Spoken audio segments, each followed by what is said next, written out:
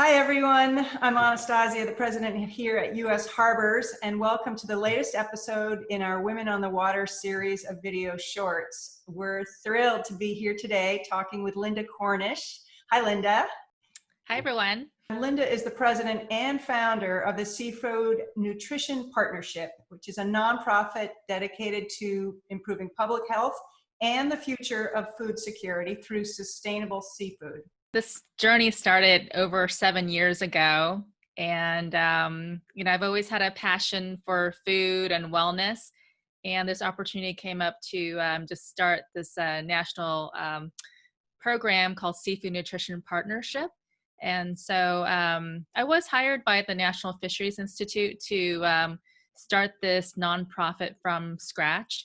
And then, after I was hired, this became an independent initiative. And so I was able to form the board, the Scientific Nutrition Advisory Council, our ambassadors, and began fundraising to build this nonprofit into a national program. And so, it was just something that really synced up with my own passions for helping Americans get healthier. And so I really decided to take on that challenge. Well, I was born in Taiwan, and so it's an island nation. And my parents and I moved to the States when I was 7. So I did grow up in Taiwan, and our diet there consisted of a lot of fish, vegetables, rice. And so seafood is just a natural part of our diet. And so here, when we moved to the US, we lived first in New Jersey and then moved out to California. So both coastal states.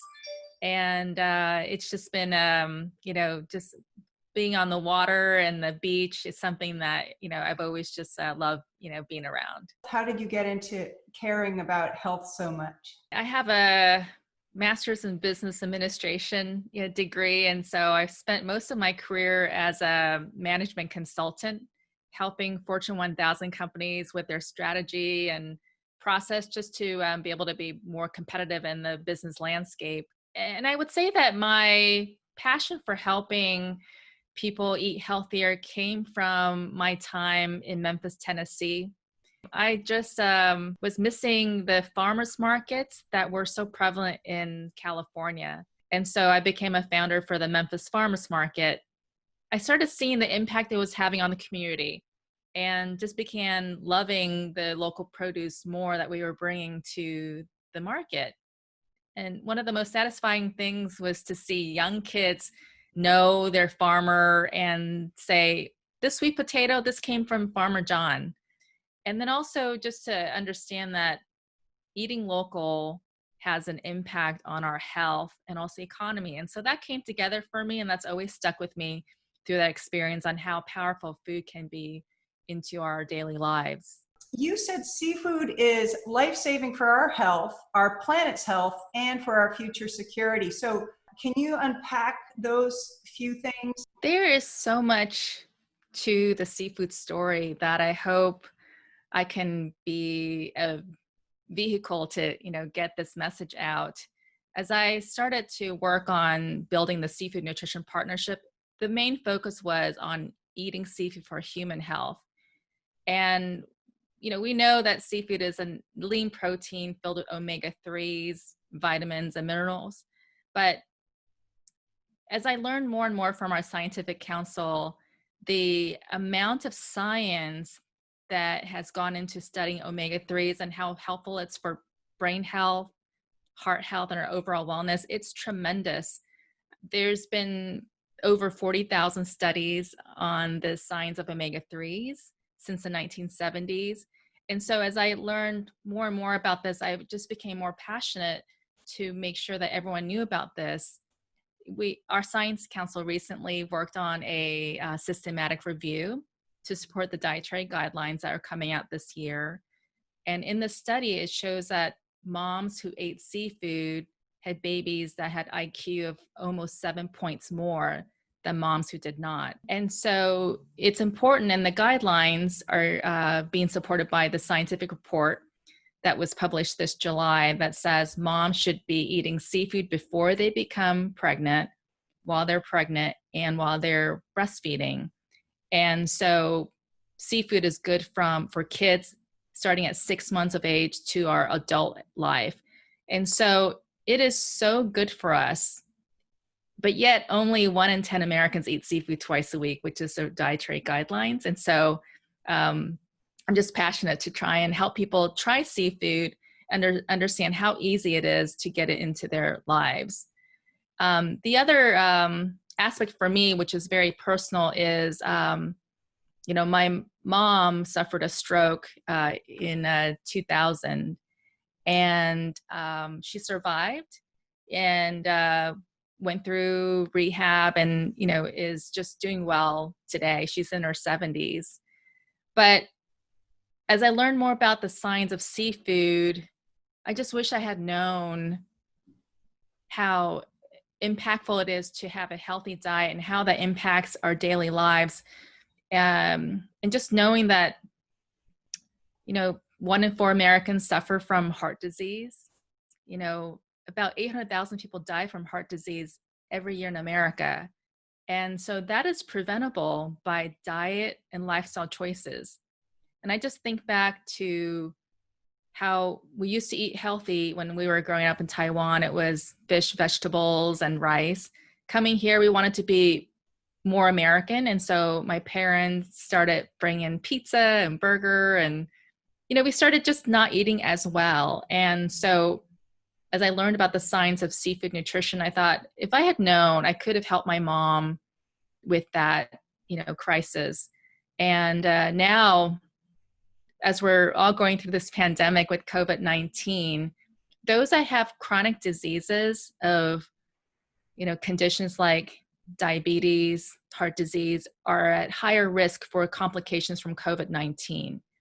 And seafood and eating healthy with seafood can make a big difference. Seafood has immune supportive properties that can help us during this time. And so, I think it's just become over time a very personal mission for me to make sure that we just try personally, each person, to just make that decision at our meals that day to try and eat healthy. And it doesn't have to be every single meal, but try adding something healthy like seafood, to our diets. So that's the seafood for human health aspect. There's been just growing science also from the environmental sector about how seafood is now a part of the climate-friendly diet. It's definitely is something that it doesn't contribute to, climate change. Seafood is in water, fish is in water, so it doesn't have the water usage of some of the other land-based protein that we grow. And it's also just a very efficient converter of feed. And so as we look at the different efforts globally that are happening, you'll see efforts coming out from the high-level panel on sustainable ocean economies, a report that'll be coming out next year, and also the Blue Food Assessment, the Eat Lancet. There's just a number of global efforts that are highlighting how seafood is the climate-friendly choice. As we're all trying to figure out how to help our planet, seafood's a choice that really can make an impact on our planet. So that's where that's coming from. And then economic health. The seafood industry employs almost 2 million people in America. And during this COVID-19 crisis, we see how important they are to our food system. When there was meat shortages happening, seafood was there to save us by providing the protein that we need at the supermarkets. And we see how safe the seafood supply chain is because it's not as concentrated as the meat sector. And so, during this time, we can look to our local fishermen to bring seafood to our tables. And it just provides really good jobs for good, hardworking families around this country. So, seafood to me, it brings a holistic solution to a lot of things that we face today. And it's just also a simple solution to just add it to our plates. And knowing that that delicious plate of seafood can make such an impact to just all these three areas of health, planetary health, and our economy. It's just really fulfilling to work on this every day. What is your thought about the health of our oceans in general, and how do you feel about hearing about ever increasing dead zones and the issues with fishery management, and how does that impact you and your work from a personal perspective? It impacts my work tremendously. The health of our oceans is something that is vital to our future food security. And so for me, I would say that I hope through my work that as people love seafood and learn to love seafood, that they'll learn to love the oceans more. Since so few people eat seafood regularly in the US, I think there's a disconnect. Unless you're on the open water, and you're fishing recreationally, um, I think a lot of folks in the US have a disconnect to the oceans. And so I hope they understand the connection between that delicious plate of fish to the need to protect our waters. I've always found it fascinating that, the oceans cover 70% of the earth, and also water is 70% of the human body. And so we're very much attuned to the earth. And so how we treat ourselves, should be similar to how we want to treat our planet. And the oceans are a big part of it. As I look at future food security, there's been just a number of studies that show that, we're not going to have the amount of land and water, arable fresh water to grow our land-based agriculture. But the oceans, we're only using 2% of the oceans now to grow our food. So the potential for oceans to provide for our future food security is tremendous. And so it concerns me that we are experiencing climate crisis right now. Climate change is affecting different parts of the oceans and different parts of the water. And so it's definitely something that we need to take full attention to in terms of how we can all work together to make sure our oceans are as healthy as possible. What are your really big burning concerns? What keeps you awake at night? During the pandemic, when everything started shutting down in February and March, I would say that donations just stopped. We are a 501c3 charitable nonprofit, and at that time, every business, every individual, they were turning inward all of a sudden, and really there was no room to make a donation. And so at that time, it was a crisis moment for myself and my board to figure out, what do we do now, if everything comes to a halt. And at that point, I guess I did a lot of soul searching to figure out, like, where do we go from here? And also I was, I guess, going back to that servant leadership model of what can I do to be helpful? I know I'm turning inward to figure out how I'm going to raise funds for this nonprofit to operate, but also, maybe it was time to just look outwards and figure out how I can be helpful. And so it was end of March. My board and I decided that, let's try and be helpful as much as we can. We'll figure out the fundraising. And over a weekend, it was end of March, I thought, well, I've been working on this for 7 years, working on public health campaigns to help Americans try and eat seafood. And it was during this time, I was hearing from my donors that they need help. They need customers to buy seafood. And this was a critical moment. It was so dire, just getting emails from people that had to think about letting go of their, staff. And so I think, I just pulled myself together and looked at all the things we've done. And I'm not sure why I'm getting emotional. we've done this for 7 years. We know what to do. We've been doing digital campaigns. We have the resources, and digital was the only way to go because no one could go out anymore. We were being quarantined. And so digital communications was a perfect vehicle to get this out there. I started playing with taglines and different creatives and came up with Eat Seafood America. That something was unifying because it allows for us to support U.S. fishermen and U.S. seafood, and also U.S. businesses that may be bring in seafood. It really was something that was a call to action for consumers. I think that's something that I really want to get across is this is meant for consumers, and we're asking them to do something simple, which is Eat Seafood America. A lot of other organizations are looking for the same action to be able to help their donors, help their fishermen, help the sustainable seafood supply chain that we've been working on for 10, 20 years here in the US. And when I asked people to start on this campaign with me, everyone said yes.